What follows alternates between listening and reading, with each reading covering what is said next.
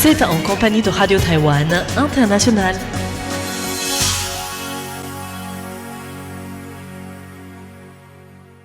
Bonjour à toutes et à tous, bienvenue sur Radio Taïwan International. C'est Sasa qui vous présente le programme de ce jeudi 19 juin 2025. Tout d'abord, le journal de l'actualité taïwanaise vous sera présenté par Tiffen Lee. Je vous retrouve ensuite pour le décryptage consacré à une manifestation de Hongkongais pour commémorer la répression des manifestations en 2019. Après quoi, vous retrouverez François-Xavier Boulet pour son émission Taïwan en ébullition. Aujourd'hui, il vous parlera d'une révolution verte au laser, le futur des semi-conducteurs. Et enfin, pour celles et ceux qui nous écoutent sur Internet, dans Graines de Business, Valentin Floquet fera une revue de l'actualité des entreprises à Taïwan. Mais avant tout, je vous laisse tout de suite en compagnie de Tiffen Lee pour les grands titres de l'actualité taïwanaise. Le gouvernement se prépare à faire face à l'escalade du conflit au Moyen-Orient. La diplomatie observe de près l'évolution des hostilités israélo-iraniennes. Wistron inaugure son usine de l'IA à Zhubei. André Gattolin reçu par le secrétaire général du Parti démocrate progressiste. Bonjour à toutes et à tous, bienvenue dans ce journal de l'information présenté par Tiffen Lee.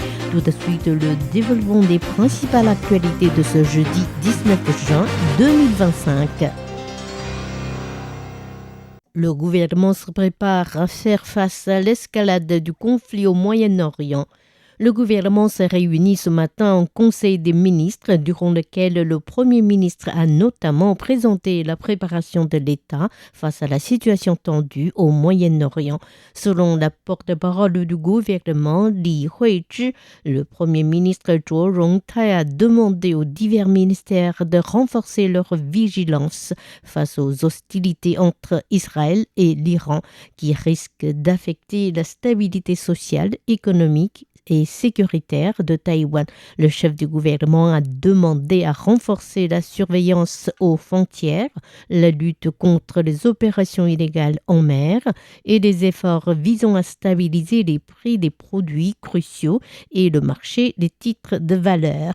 Selon la porte-parole, le gouvernement est également très préoccupé par la sécurité des communautés taïwanaises dans les régions en guerre et s'engage pour les protéger avec le soutien de pays étrangers. La diplomatie observe de près l'évolution des hostilités israélo-iraniennes. Aujourd'hui, en marge d'une réunion au Parlement, le ministre des Affaires étrangères, Lin Jialong, s'est exprimé devant les médias au sujet de la guerre entre Israël et l'Iran. La guerre au Moyen-Orient pourrait avoir un impact sur la sécurité en Indo-Pacifique ou dans le détroit de Taïwan.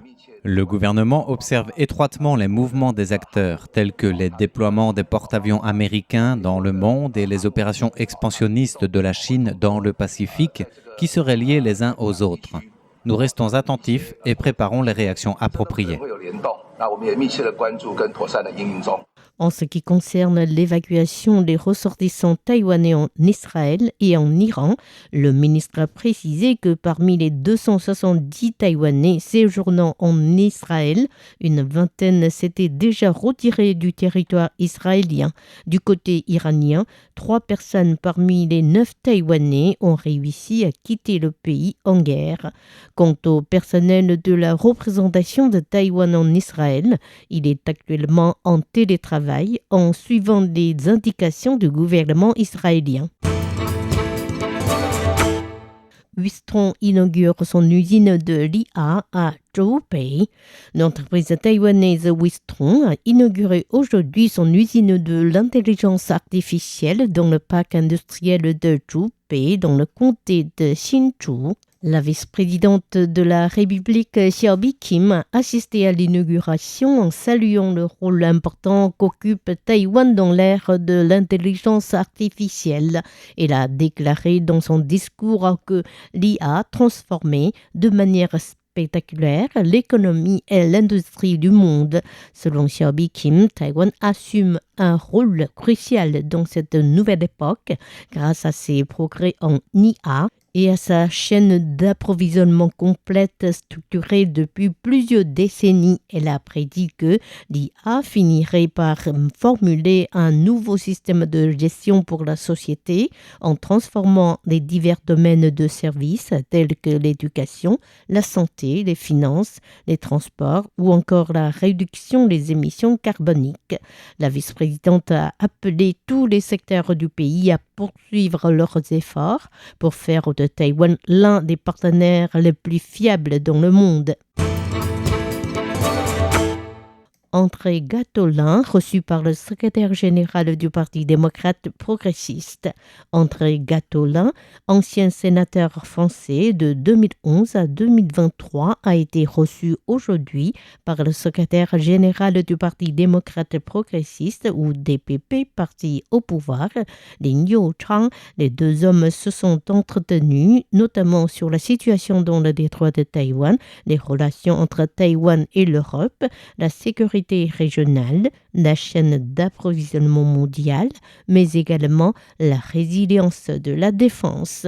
Lin Youchang a d'abord remercié André Gattolin au nom du président du DPP, Lai Ching-te, pour avoir mené une pétition auprès de 110 parlementaires français au moment de la pandémie de Covid-19 pour soutenir la participation de Taïwan à l'Organisation mondiale de la santé. Lin Youchang a par ailleurs évoqué les pressions chinoises sur les plans militaires, économiques, informatique et systémique et appeler les démocraties à la solidarité afin de défendre la paix, la démocratie et la prospérité régionale. Il a averti que les incidents ayant lieu à Taïwan pourraient également se produire dans d'autres régions de la planète en invoquant les endommagements malveillants récents de câbles sous-marins dans les eaux près de Taïwan et en Europe. Lin Youchang souhaite une coopération approfondie entre les deux pays en matière de transition économique, de transition énergétique et de sécurité régionale. Les exportateurs taïwanais préoccupés par la section 232 du Trade Expansion Act américain. Comme beaucoup d'autres pays, Taïwan est en négociation avec le gouvernement américain sur les droits de douane réciproques et souhaite obtenir un résultat satisfaisant avant le terme du délai de 90 jours accordé par la Maison-Blanche.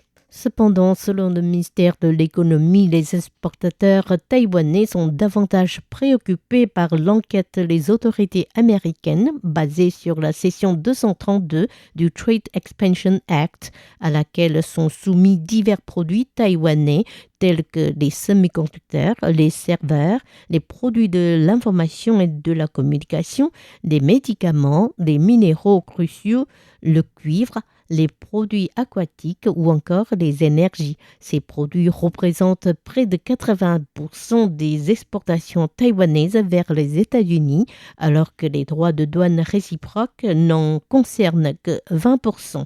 Se voulant rassurant, le directeur du Bureau pour le développement industriel du ministère de l'économie, Chiu Hui, a affirmé que le résultat des négociations entre les États-Unis et le Royaume-Uni suggérait une certaine souplesse de la part de l'administration américaine.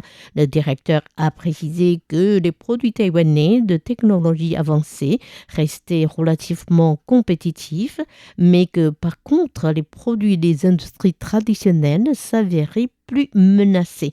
À noter que Taïwan a exporté vers les États-Unis des produits d'une valeur totale de 111,4 milliards de dollars américains en 2024, représentant 23% de la totalité des exportations taïwanaises de l'année. Le Parlement vote la suppression de la taxe de marchandises sur les boissons en canettes sans sucre ajouté. La Commission des finances du Yuan législatif a examiné hier, en première lecture, une proposition exonérant des boissons en canettes sans sucre ajouté de la taxe de marchandises pour raison de santé publique. Cette proposition visant à inciter la population à consommer moins de sucre a été soutenue aussi bien par le parti au pouvoir que par l'opposition. Dans le même temps, les députés ont demandé au ministère des Finances de mettre en place un dispositif de suivi pour vérifier si les producteurs et les distributeurs de boissons baisseront les prix de leurs produits bénéficiaires de l'exonération fiscale. Avant d'être promulguée, la proposition doit encore être votée en deuxième et en troisième lecture au Parlement. La peste porcine africaine détectée sur un cochon à Kinmen. Les gardes-côtes ont indiqué mardi 17 juin que le laboratoire du ministère de l'Agriculture avait détecté le virus de la peste porcine africaine sur un cochon mort trouvé sur la plage de Tseru à Jingning aux îles de Kinmen le 14 juin.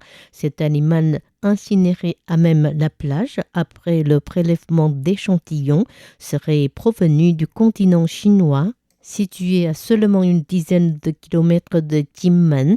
Les résultats des analyses du laboratoire indiquent également que le virus en question est identique à 100% avec celui qui fait actuellement rage en Chine. Le personnel sanitaire a mené une enquête auprès des 25 élevages situés dans un rayon de 10 km de la plage contaminée pour relever toute éventuelle anomalie. La réponse des éleveurs a été rassurante. Notons que ces élevages disposent au total de 5500 porcins. À titre de mesure de prévention, le gouvernement a suspendu toute exportation de porc de Kinmen vers les autres parties du territoire, notamment vers l'île principale de Taïwan, pendant au moins une semaine.